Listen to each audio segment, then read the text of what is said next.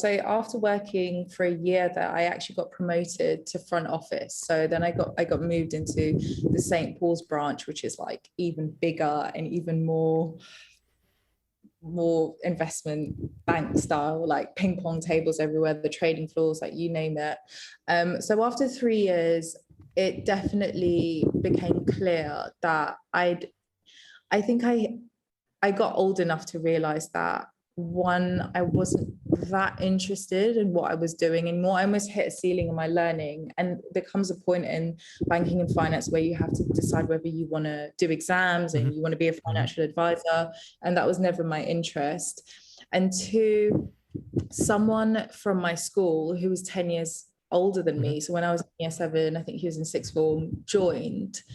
And I remember thinking, this is so weird that we just all go to the same school and then we all end up here.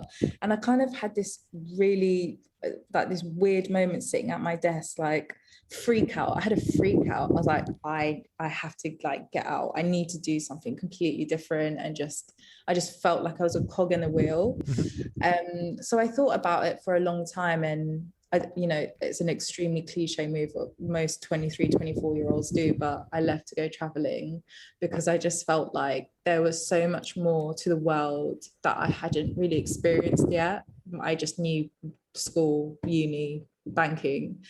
And so I had this immense thirst for knowledge of just culture, people, and everything else. So I actually left to go traveling for 8 months by myself, which was, as you can imagine, a really profound and life-changing experience for me. You'd be shocked at how many of my guests made big life decisions at 24. I did. But a lot of people, I think it's almost when you make the jump after uni, you try something, and then there's a bit of a time period where it either works or it doesn't.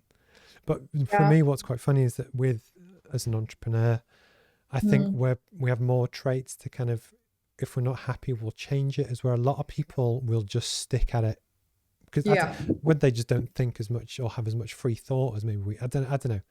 But the point is, it's really interesting. So then you went traveling for 8 months. Yeah. What did you do next? And what's the path from there up until your big kind of career pivot a year or so ago?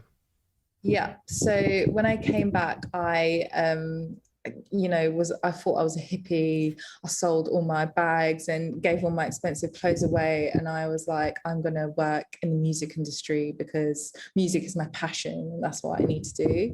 So one of my friends worked for a massive record label, and I had a meeting with him, and he was like, yeah, you're basically going to have to take like a 20K pay cut. And I was like, I'm sorry, what? And I was like, no chance. Like, I can't. The hippie thing left. And I actually fell back into finance for 2 years, which was still a great experience, but I think it takes a while to really escape the sector you don't want to be in. So the biggest pivot was from finance to Great Ormond Street. So that again, that took a few years because I'd left to go to Australia in between, doing another kind of runaway move and trying to figure it out. But when I came back, I was certain that the corporate sector was just not for me anymore. And I wanted to do something really fulfilling and purposeful. And at that time, I didn't really know that, I didn't really understand different industries and where I could implement those skills. I just thought that if you want to give back, you have to work for a charity. So I was only looking at charity roles. And same thing, a recruiter for Great Ormond Street actually approached me. And there's something, we can talk about that as well, because I do feel like there's some real value in not always just trying to look, but allow it to come to you as well, because it's happened to me so many times. So a recruiter came to me with this role like for Great Ormond Street, again, very similar to what I got at 21, like, wow, one of the biggest and best charities.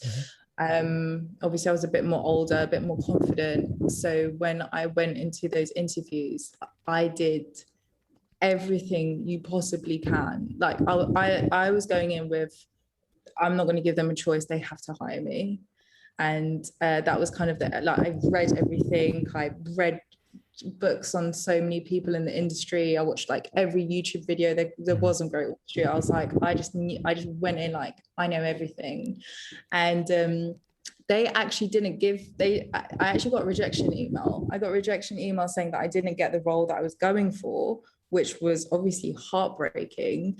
But my manager who rang me at the time, I said, you know, we really, really, really liked you. You just don't have the charity experience we need, but we're going to create a role for you that's like one underneath a philanthropy manager. So I was a philanthropy executive. And I was like, yeah, take it. Like, no questions asked. So I believed in it so much that I genuinely feel like, you know, something was created from that real like desire and determination to work for that sector, and it happened. And I was there for 2 years before, which is when I then started my business at the same time. So there was a crossover there as well. No, that's cool.